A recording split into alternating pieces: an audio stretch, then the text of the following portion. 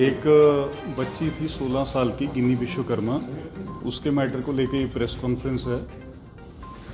और 26 तारीख को इन द मॉर्निंग अराउंड 5 बजे उसका बॉडी मिला था रेल ट्रैक के पास नियर उदलाबाड़ी रेलवे स्टेशन।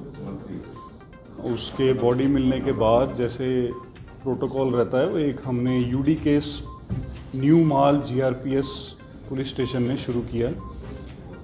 28 तारीख को उनके परिवार ने आके कंप्लेंट दिया कि एक by name accused Gopal Rai वो जिम्मेदार हो सकता है उसकी मृत्यु के लिए और हो सकता है उसकी वजह से उसने सुसाइड किया है, ऐसा करके उन्होंने कंप्लेंट दिया, जिस पे हमने केस स्टार्ट किया। और 30 तारीख को हमने जो एक्यूज्ड हैं उनको अरेस्ट किया। आज हमें जो पीएम रिपोर्ट मिली है, जो ऑटोप्सी सर्जन है, जो मेडिकल एक्सपर्ट है, उन्होंने लिखा है कि cause of death run over by train. तो 3 दिन वो एक्यूज को हमने पीसी में भी लिया था, क्वेश्चनिंग भी हुई है और अब वो जेसी में है। तो हम लोग ये प्रेस कॉन्फ्रेंस इसलिए रखे हैं कि जो भी कन्फ्यूजन इस मैटर को लेके लोगों में चल रहा है वो दूर हो।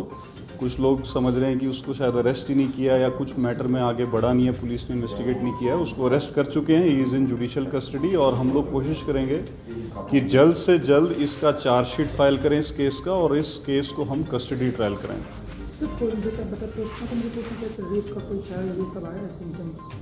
पोस्टमार्टम रिपोर्ट में जो ऑटोप्सी सर्जन एक्सपर्ट है उन्होंने ओपिनियन दिया है कि no evidence of sexual assault. तो कोई ऐसा फाइंडिंग्स नहीं है एक्सपर्ट के द्वारा, जिसकी वजह से जो फैक्ट्स हैं उसमें हम 305 आईपीसी में हमने केस किया।